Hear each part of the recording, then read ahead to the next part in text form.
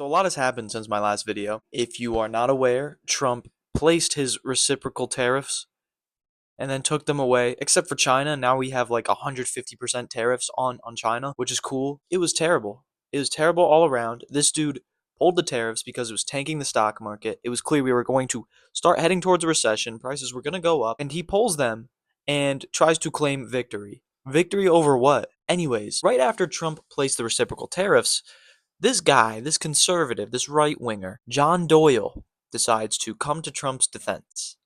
Donald J. Trump needs more defenders. That's true. He needs everyone to defend him. He definitely doesn't have enough glazers already. But yeah, we're pretty much going to react to his defense of Trump's tariffs. I want to hear him talk about economic theory because he doesn't know what he's talking about. One, two, it's clear he's not an actual human being. This is an AI generated man who just regurgitates MAGA talking points. So I mean, yeah, let's listen to his intro. It's very bad in terms of rhetoric, at least. His video quality is definitely better than mine.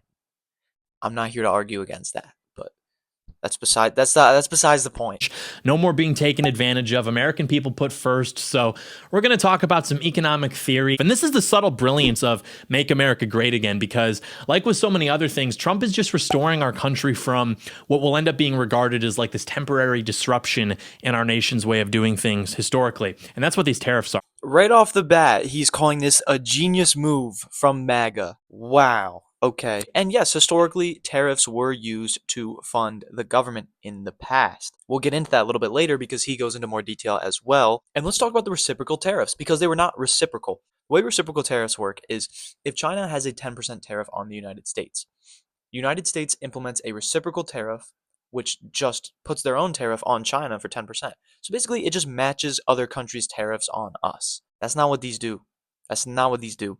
And the reason is Trump isn't looking at other countries' tariff rates. He is doing imports divided by exports.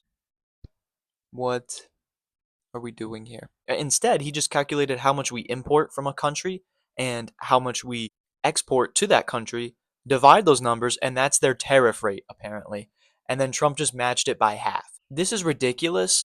Just because we import more from another country than we export to them does not mean they are ripping us off or they're cooking us in their trade policy. No. Like, take, for example, a country like Madagascar. They might have basic crops that we might need, so we will import a lot of that. We don't have much that Madagascar needs. I mean, everything we export is pretty expensive stuff. Madagascar does not have the funds to be getting a bunch of their fucking imports from the United States, man. Does that mean they're ripping us off? No.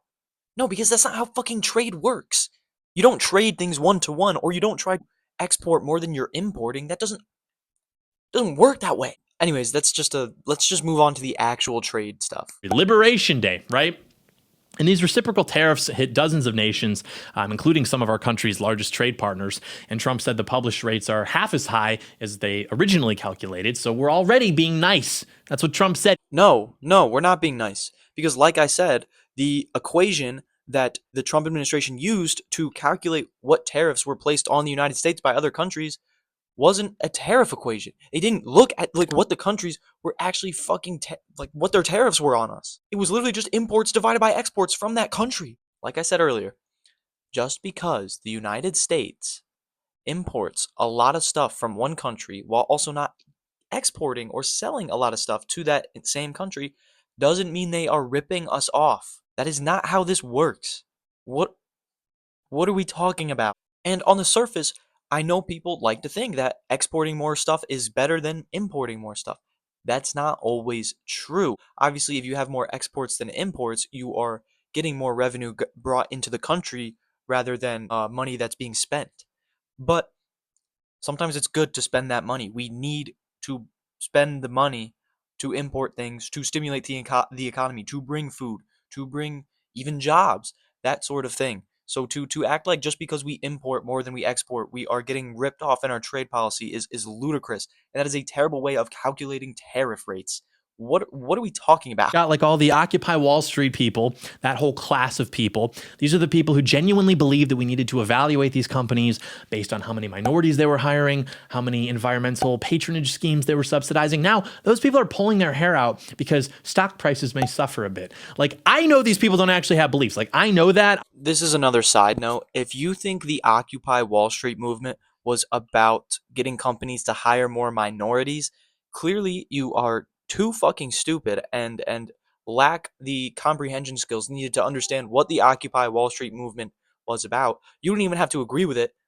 Just get some basic reading comprehension to understand why they were occupying Wall Street. Because no, people were not occupying Wall Street to get gender quotas and like race quotas into Goldman Sachs policies. Like what? Oh my fucking god! So, for 50 years, they have destroyed the American middle class, which historically has been our base, historically been the target of the bad guys because it's the only legitimate force of opposition against the bad guys who, are trying to destroy the middle class, destroy our country, and we are trying to build the middle class and our country back up. And that's what's so funny is like all these libtards are pretending like they didn't purposefully destroy the economy with lockdowns and then keep that economy in the gutter under the Brandon administration. I agree. The middle class is dying. I don't know what the fuck he's talking about with bad guys want to destroy the middle class. Okay, conservatives are the only ones that have directly tried to destroy the middle class, but that's besides the point. If we go back and look at when the middle class was the strongest, when their growth was the strongest, it was during the 60s, 50s, early 70s, when, we had very high progressive taxation. The rich and the wealthy paid a lot more in taxes. We had very low tariff rates then, too, by the way, just for the record. And I find it funny that he blames that he blames Sleepy Joe for the COVID crashed economy because one, the first lockdowns happened under the Trump administration. Two, to say that they purposefully crashed the economy. What the fuck? Do you really think that's the goal? Do you really think that's the goal to win votes, to win people's popularity? You think the goal is to crash the economy? Like your editing process is probably very long. So you had multiple instances where you could have come back and cut this part out, and you didn't. That's insane to me. That's insane to me. I actually, wow. Tariffs are going to hurt the economy. What economy? What are you? Fractional reserve banking, weird debt, paying for Domino's pizza in installments, Uber, my service jobs, my email jobs, HR specialists, consultant. Like, what are you talking? What economy? We don't produce anything. The iron law of economics is that production equals prosperity. How can you expect to prosper if you're unproductive? Trump understands this. I don't know why he's treating real American jobs like they're not real. Consulting, HR, HR is very important. I know you probably hate your HR coworker and think they're a party pooper, but they are important. Production is a very important factor in economics, obviously. You kind of seem to misunderstand how production works. You don't need to literally be producing every physical good that you need within your country in order to be a prosperous economy. That doesn't make sense. And yes, I know we have shipped a lot of jobs overseas and produced a lot of physical goods overseas now rather than within our own borders. And I agree we need to bring a lot of that back.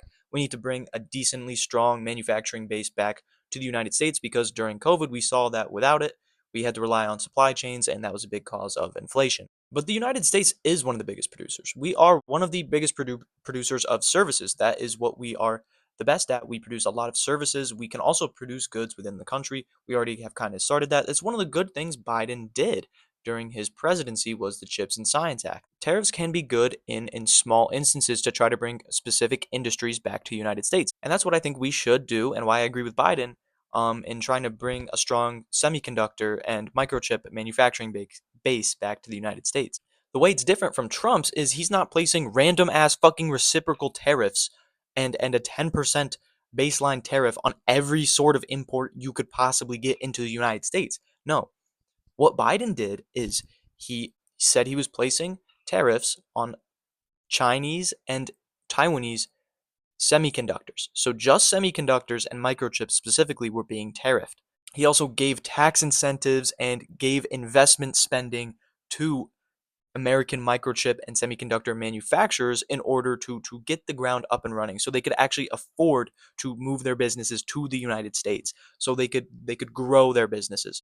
In that way, tariffs are good. If you're just going to tariff every single import and not give any sort of investment spending to actually boost these American manufacturing companies that you want into the United States, this isn't going to do anything. This isn't going to bolster any sort of American industry. And like I said, when we look at production, the US is one of the biggest service producers in the world, arguably the biggest service producer in the world. Sure, we don't manufacture as much physical goods, but services are just as important as goods. That's why GDP is goods and services. Although GDP is a fake stat. I don't give a fuck about GDP. So maybe that's a bad argument. But I think my point about goods and services still stands. We do need a stronger manufacturing base, but that doesn't have to mean tariffing everything, making any sort of good that's not domestically made in the United States way more expensive. That doesn't mean we have to boost inflation. Like this is ridiculous. It's stupid. A tariff is essentially a tax on imports. So, you get something from a country, there's a 10% tariff on it. You're going to pay a 10% tax on that because, anything you freaking tax, you get less of. And so it discourages imports and encourages domestic consumption and manufacturing. This does, make things more expensive in the short run, but I would argue it's just, one of those things that's going to have to happen. We have to take this on the chin. This had to happen, okay, at some point in this country because our economy is not real. Moreover, I would say that, this does impose some benefit on the consumer because it's going to be offset by the benefits of living under a Trump administration rather than a branded administration. This is such a stupid fucking analysis. He says these tariffs are good. Yes, they'll make things more expensive, but they're good in the long run. How? Why? Please explain that. Instead, he's just like, well, at least we're going to be under a Trump administration, not a Biden administration. What? What does that even mean? What does that have to do with the fact that these tariffs are going to boost prices? They're going to kill competition. They're not going to put downward pressure on prices, even for American companies. Tariffs cut competition. Donald Trump has not shown any sort of willingness to give American companies any sort of monetary investment in order to boost their domestic manufacturing either. So what are we doing here? What is the point of this? There's no long-term benefit. Additionally, it's also a negotiating tactic because other countries, which all put heavy tariffs on us, by the way, they don't want their goods to be taxed because they want to keep selling them to us. And so if we threaten them with tariffs, then we get them to play ball. People told me this wasn't true, but like literally every country Trump has tried to do this with has bent the knee so far. If Donald Trump's trying to use these as a trade tactic, he's just threatening them, and once he gets fairer trade deals, he will remove the tariffs. What's he putting in place to protect these domestic manufacturers? That doesn't make any sense. You're saying he's going to keep these tariffs in place in order to incentivize companies to make their products in the country instead of importing them, but he's also going to remove these tariffs when these other countries agree to fair trade deals. What is the goal here? What is the goal? What are we doing? Now I'm being Trump. What are we doing? This makes no sense. You're fired. But historically, America imposed tariffs on 95% of our imports with an average tariff of like 37% during our economic climb during the early 19th century up until the mid 20th century. And for decades, the United States government was receiving over 80% of its revenue through tariffs on foreign goods instead of through taxes on the income of its citizens, which is what it does now. However, now U.S. tariffs are among the lowest in the world, making America the most import-pressured country in the world, at least prior to Liberation Day. Like the current Chinese tariff average is like 300% higher than the United States. European is like 50% higher. The world average, too, is more than twice the United States. So it's like, you want to talk about free trade? Okay, this is leveling the playing field. Everybody else was doing it to us. They were making a killing off it. We're doing it back, and now suddenly, well, we're the ones breaking from the freaking global free trade agreement. We're supposed to live in a commune. It's like, okay, the point being, again, iron law, production equals prosperity. We don't produce anything, but we do consume things. So let's talk about when the government was primarily funded through tariffs. It was fucking stupid. Kept prices higher than they needed to be. If the goal of these tariffs, like we've talked about, is to bring American manufacturing back to the United States, if the tariffs are here to incentivize companies to buy goods in the United States instead of buying them from other countries, they're not going to pay the tariff because they're not going to import stuff. If they stop importing stuff, the government will have no tariff revenue to collect. So if your argument is that we need these tariffs so companies stop importing goods and instead make them domestically, while also saying these tariffs are good because it'll give us more federal revenue, those things are complete opposites. If the tariffs do work as planned and these companies stop importing goods, there's going to be no tariff revenue to collect because they will stop purchasing imported goods. So the government won't get any revenue from this. The fact that you said, and when we were very tariff heavy, 80% of the federal revenue was given to us through these tariffs, that just shows that companies, regardless of the tariffs, were just importing fucking goods. They clearly were just paying the tariff and passing the cost of the tariff onto the consumers, keeping prices higher. Come on, bro. Seriously, this is terrible video on tariffs. Tariffs can work in small instances to protect a specific industry. I invite you to look into the Chips and Science Act. In fact, Nvidia just is started to build their second chip manufacturer domestically. I'm sure you'll have Trump take credit for that, but that was thanks to the Biden Chips and Science Act. Shout out Biden for that. Shout out Sleepy Joe. Let's go, Brandon. I still don't fucking like you, Joe, but that was good. Thank you for that. That's it for this video, guys. I have nothing else to say. That's it for this video. Like, subscribe, all that shit.